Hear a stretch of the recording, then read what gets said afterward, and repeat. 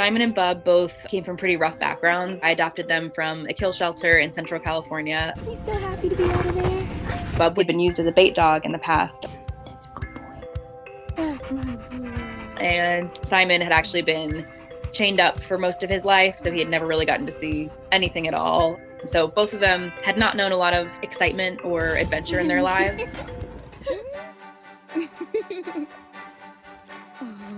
The first big thing to do when I got Simon home was introduce him to my dog, Bub. Bub, what do you think? What do you think, mister? Bringing Simon home, I definitely knew that was going to be a difficult adjustment in some ways because the sheer size of having two big dogs.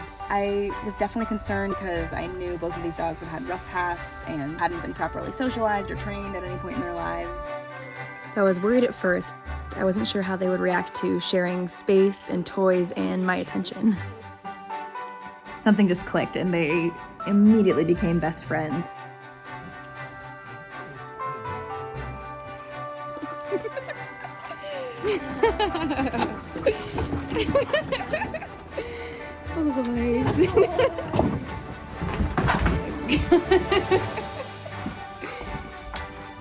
I always knew whenever I got a dog that I wanted to be able to share the adventure with my dog. And when I got Bub and Simon, of course, I had no idea really how they would react to those sort of things. And so I just kind of went for it when I got them. I remember for both of them, taking them on their first hike and just watching them let go of the scared and kind of unsure personas that they had up until that point.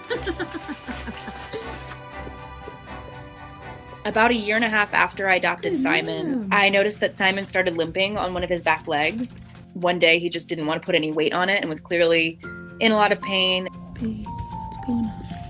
When Bub first realized that Simon was sick, he seemed like he could tell immediately that his brother wasn't feeling well anymore. And so instead of trying to get him to wrestle with him or get him to play tug, he would just lick him.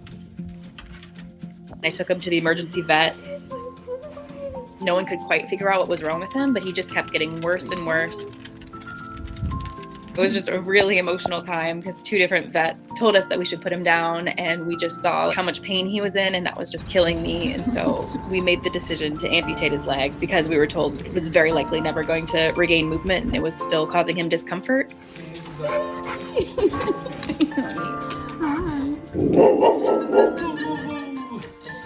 He bounced back to the happy and silly and just wonderful boy that he always was.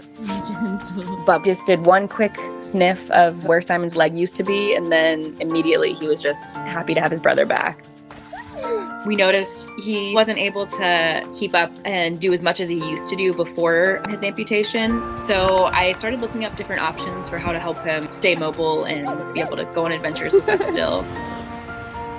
I found a wheelchair that seemed perfect for him. It was like as if he had been born in that wheelchair. I was worried about what Bub would think just because he can be kind of an anxious dog. I kind of thought seeing his brother in this contraption might freak him out a little bit, but he didn't even give it a second look. He was just like, all right, there's my brother. We can go run again. Once we saw how much he was enjoying being in the wheelchair and how much it really opened up his world again, and a lot of our favorite trails became covered in snow.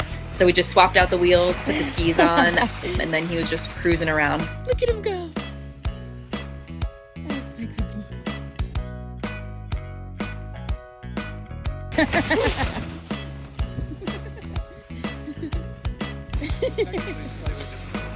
Let's go. Boy. Good boy. Go, go, go.